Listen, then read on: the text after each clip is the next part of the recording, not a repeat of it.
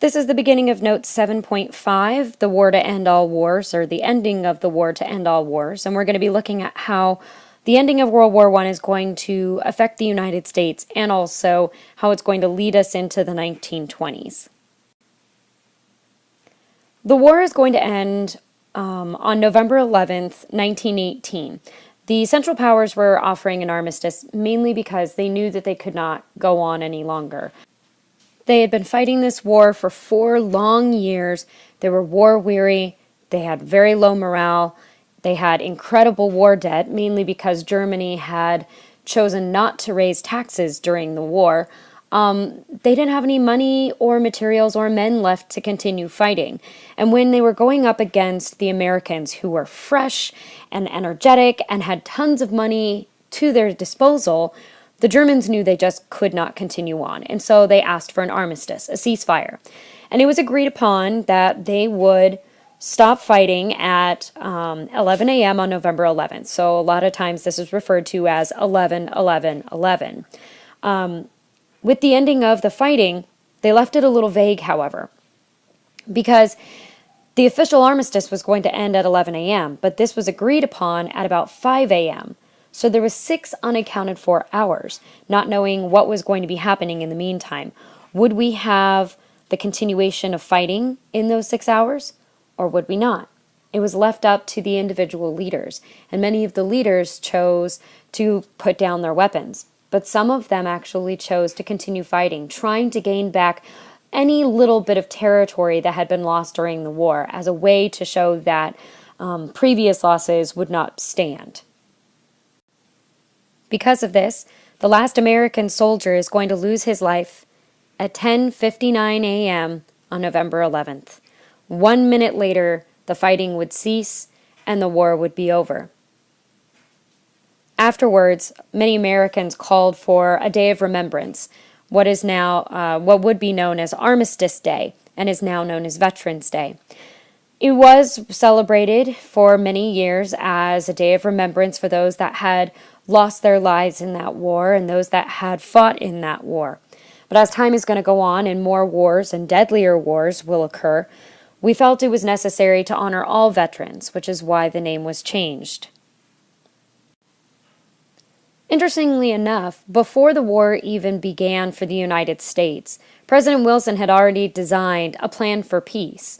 Knowing that America was very much involved in international politics and in greatest likelihood would have, regardless of whether we fought or not, would have been part of the peace proceedings, maybe even just as like an arbitrator, he started to design his own plan for peace, and this would be known as the 14 points.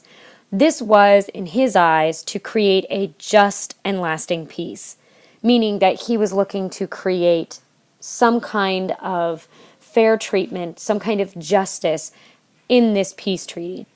And he had within the 14 points a call for open diplomacy, the ending of secret alliances, to have freedom of trade and freedom of the seas, to have a reduction of arms in order to prevent the rise of militarism that had caused this war in the first place, as well as a return of colonial claims to local control, meaning that those that had been taken over would have independence, that they would have their own self-rule.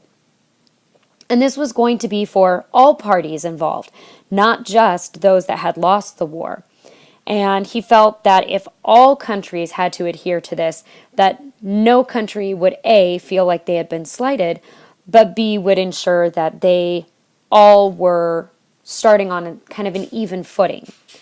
Probably the most important of all of the points is the very last one. Point number 14 called for the establishment of a general association of nations that would protect great and small states alike. This leadership organization had never existed before.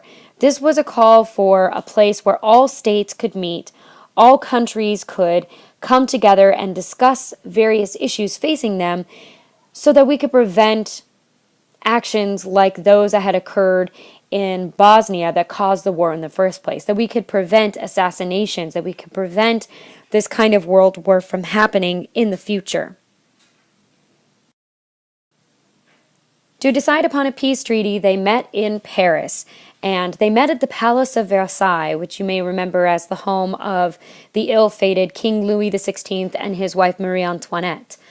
Versailles is gorgeous and it is huge, and it was chosen because it was the only place that was going to be large enough to fit all the people that were going to need to be there. Please remember that it wasn't just going to be the victors getting to decide.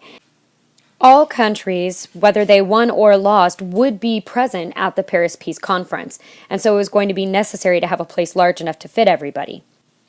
However, it was still mainly going to be led by a group known as the Big Four.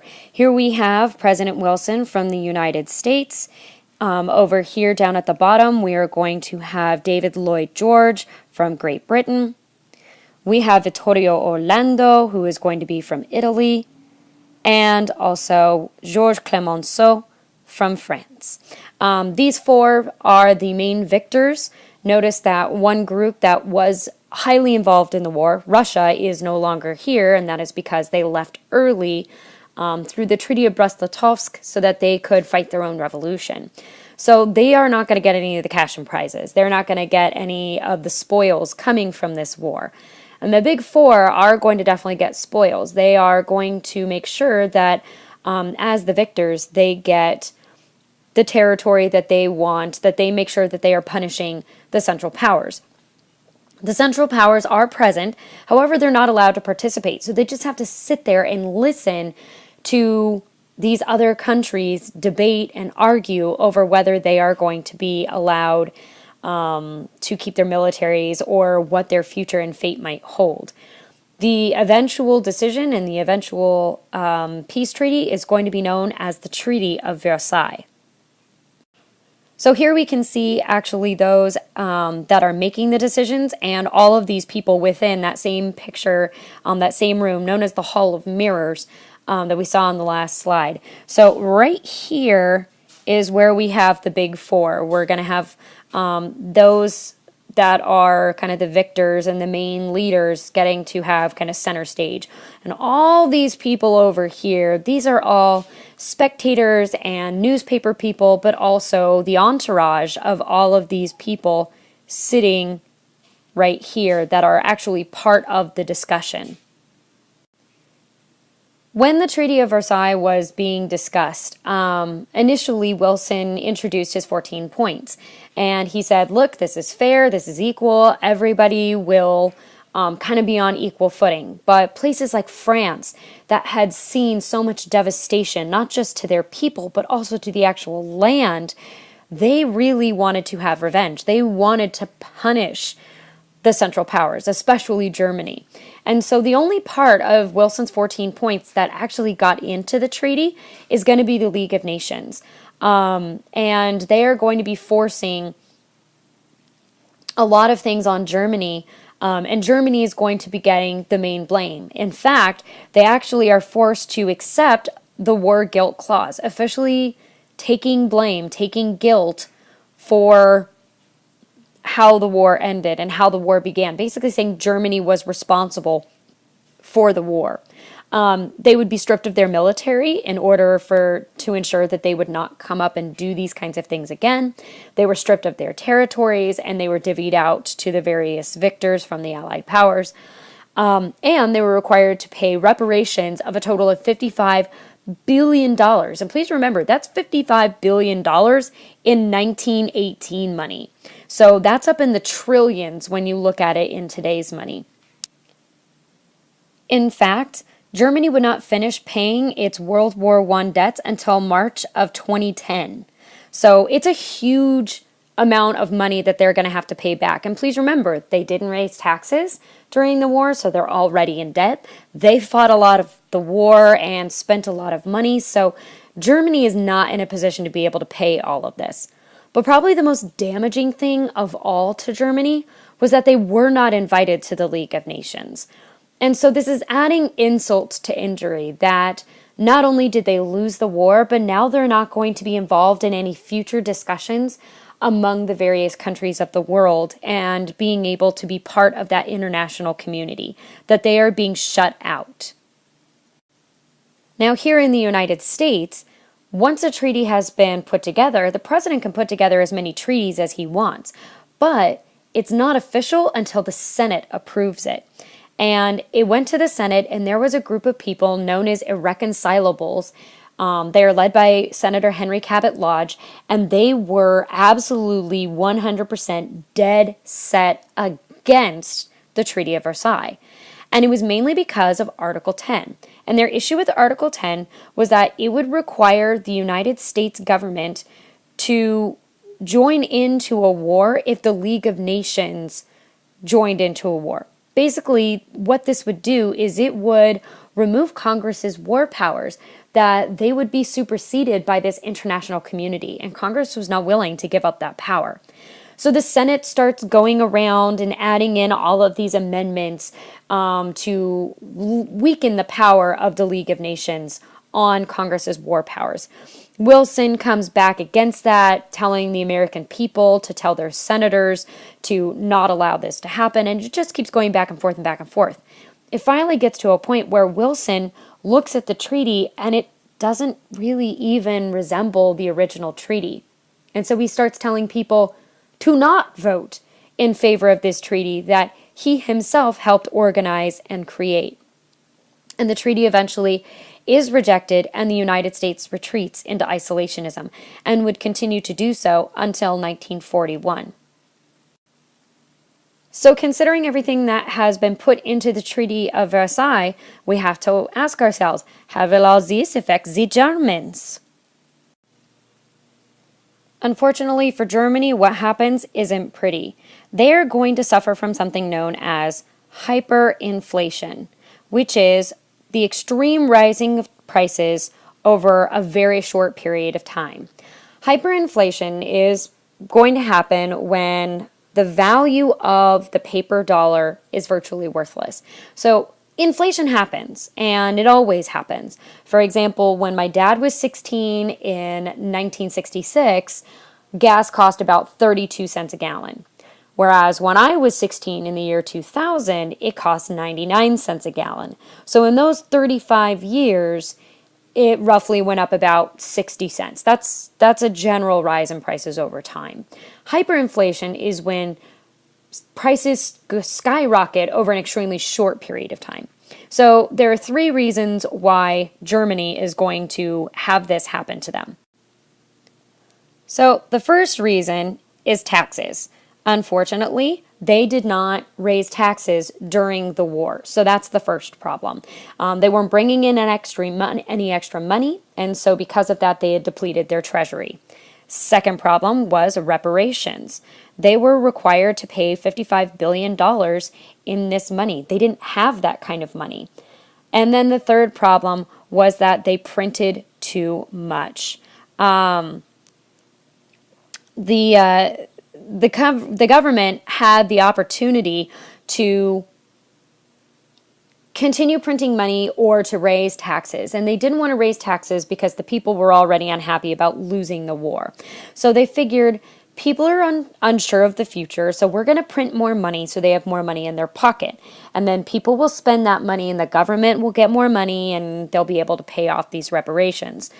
But that's not what happened. People got money in their pockets, and because they were unsure of the future, they didn't spend any of it.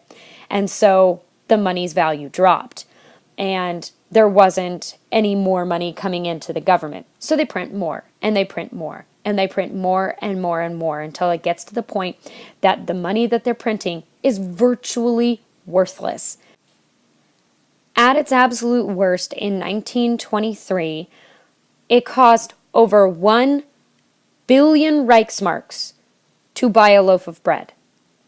And it was, in comparison to a US dollar, $1 US was the equivalent of 3 trillion Reichsmarks. Their money was worthless, which is why you see in this picture children playing with it like blocks.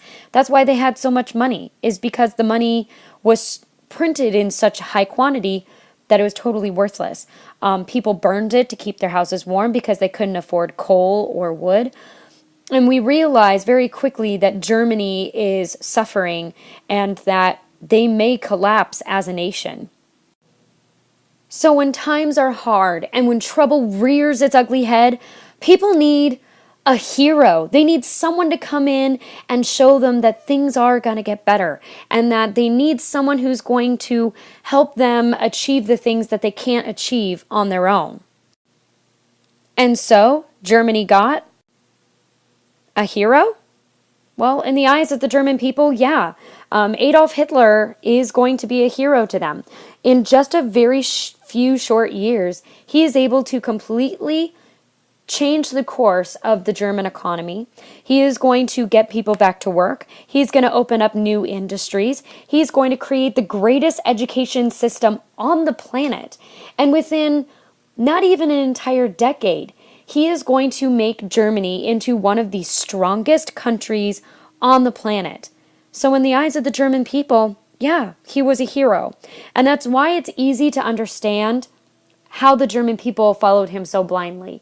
He had transformed their lives, and they felt that they owed him something. So when he said that there were groups of people still working against them and against their success, it made sense for them to believe that people like the Jews were at fault for this. And because of this, many historians believe that if we had not punished Germany the way that we did in the Treaty of Versailles, that Adolf Hitler would never have come to power. They would have never looked for a leader like him in order to change the country and to transform the way things were. And so if we had gone, potentially, with the 14 points, there's a possibility that World War II would never have happened. So now we're going to be looking at the effects of the war here at home. One of the totally unforeseen and completely unfortunate results of this war was the huge number of men who were going to be physically and mentally affected by the war. They are going to come home suffering from something known as shell shock. In previous wars, it was sometimes called battle fatigue. Today, we will identify it as post-traumatic stress disorder, also known as PTSD. These men were coming home with horrible tremors, physical tremors that are resulting of mental instability. And it came because of the constant 24-hour, 7-day-a-week shelling that they experienced for years and years on end. For your brain, it just eventually gives out. Your brain cannot handle that. Not only is it the physical side of the concussion that comes from those shells, that affects the body, but also just the mind. Putting yourself in that fight or flight instinct for months at a time your brain can't handle it. And so these men would come back with these horrible tremors and tics. Some of them would be, have flashbacks to the war and get lost in these terrifying moments. The positive of this horrible thing, though, is that there was an increased acceptance of psychiatry, this idea that mental illness was an actual illness, but it was an illness that could potentially be cured through therapy, through study of the brain. Previously, if somebody was deemed quote-unquote crazy, they were just crazy, and there was no hope for them, and they could not be cured. But so many young men came back with PTSD, with shell shock, that we thought there's got to be a way to deal with this. There's got to be a way to solve it. And so more money and more focus was put into helping those that came back with PTSD. But we see a whole generation of men who are affected, not just the casualties of those that died, and we had huge numbers that did die, but those that were coming back with shell shock, that were not going to be a viable member of society, at least for a while, or the men coming back with severe injuries, either burns from chemicals or the men that were coming back missing limbs. These men were not going to be able to participate in society the way that society expected of them. And so it created a new look at masculinity. Could these men still be considered masculine? Could we still consider them to be real, true men if they could not take care of themselves, if they could not hold a job, if they could not father children or be a viable husband? And so it did require us to redefine masculinity, which we will look at in more detail when we get to the 1920s. We also try and find ways, since we didn't join the League of Nations, to try and prevent a war like this from happening again. The first attempt is going to be known as the Washington Disarmament Conference. It takes place in 1921, and this encouraged the limitation of armaments by each country. The idea being that if each country has fewer guns and tanks and things like this, then they'll be less likely to want to use them in a war, or if a war does break out, it'll be a slower escalation, and there'll hopefully be time to stop it before it becomes a giant world war. The problem was there was no method of enforcement, and so no one's going to reduce their military before everybody else does, because that would just be stupid. So nobody reduces their armies. Nobody reduces their guns. Second one was the Dawes Plan. This was designed to help get Germany back on its feet. American banks loaned about $200 million to Germany in order to stabilize their economy, to stop this bleeding out of their treasury and bleeding out of their economy. And this was important so that they then could start paying back their reparations to places like Great Britain and France. Then Great Britain and France could start paying us back all the loans that we had given them at the beginning of the war. So in a roundabout way, yes, we are paying ourselves, but please remember that these are loans, meaning that they have to be paid back with interest. So we're actually making money off of this in the long run. And then the final one of these, and this is the most kumbaya of all of them, was the Kellogg-Briand Pact, where we actually made a pact. We made a rule that outlawed war. And this is stupid, because if people go to war, how are you supposed to stop them? If you can't go to war, it doesn't work. So, this one, totally bogus, doesn't work, and is just a nice idea in a perfect world that will never happen. The ending of the war is also going to cause a lot of problems when it comes to labor and labor unions. During the war, we had created agreements between the government and labor unions that unions promised not to strike during war as a patriotic effort. The government would try and make sure that labor was happy. Well, war's over, so that deal's off. And so now unions are getting back into agitating for better pay, fewer hours, the ability to collectively bargain, etc., etc. There was a lot of strikes at this time. There's a lot of union unrest, but they're only mildly successful. And the reason for this is because the communist revolution that occurred in Russia supported the working class. And there was this connection in most people's minds that communism and unions were the same, or that they were connected somehow. And so if unions were successful, it's the first step towards allowing communism to take hold in America. And so there were severe, strong, not just political and not just legal, but actual physical fights against labor unions to make sure that this did not occur and that communism did not get a foothold in America. So there's not going to be a ton of success with these labor unions as they try and fight for things like better pay, better hours, mainly because of just this unwarranted fear of socialism, communism, anarchy coming into the United States.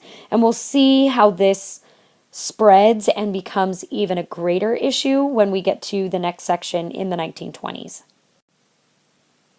The final domestic issue coming from the war that we're going to look at is the Red Summer. Because of the vast number of African Americans moving into northern cities to take over wartime jobs during the Great Migration, there's going to be a lot of backlash and a lot of negative aftermath. First of all, when these boys that have fought in the war come home, they're going to be angry because the jobs that they left behind are now filled. They're going to have difficulty getting jobs. And not only are these jobs filled, they're filled by black men. And that's very threatening to them. They're angry because I put my life on the line where you stayed back here at home, and now you have a job and I don't. You are black and I'm white and I don't have a job. The demographic changes that happen to cities like Chicago and Detroit and New York, looking at places like Harlem, these were suddenly going from being very white neighborhoods to very not white neighborhoods. And so there is going to be a lot of anger and racial tension because of that. And the first point where we see this kind of bubble over is going to be in the Chicago race riot in 1919. An unfortunate event. A black teenager went onto the white side of a informally segregated beach. These white boys began to verbally and then physically attack him. They started to throw rocks at him. One hit him in the head and the boy drowned. This is going to lead into violence amongst the black community who are trying to get revenge for the death of this black boy. Whites in the community begin to fight back. And this race riot goes on for about 3 days. But the crazy thing about it is that the police get involved, and the police are actually fighting on the side of most of the whites. And one of the problems was that of the Chicago Police Department, I think it was less than even like 5% of their officers were black, when in the city, it was nearly like 30 or 40% of the people there were black. So there was definitely a disconnect between the number of black officers to the number of black people in the city. And so that disconnect is going to be also adding into this violence and adding into the problems in this race riot. But this is not the only one. In fact, major race riots occur all throughout the United States. We have major race riots in Detroit, in Chicago, in New York. But adding into that, there's also a heightened number of lynchings going on, where you see, not just in the South, but also going into the North and into the West, that there are lynchings of blacks in cities that have had this demographic shift and have seen this racial tension occur because of migrations into previously white cities. And so this anger towards the African American community is going to cause problems for many years, both legally and also politically. But I guess the one silver lining is that it is going to cause African Americans to band together and to come together to protect themselves and to protect each other. And what this is going to do is it is going to cause a rebirth of African American culture, where they are going to look at the struggles that they have survived and how they're going to try and survive them from that point onward. And this will be the beginning of the Harlem Renaissance. And so this is going to be where we end World War I for this class.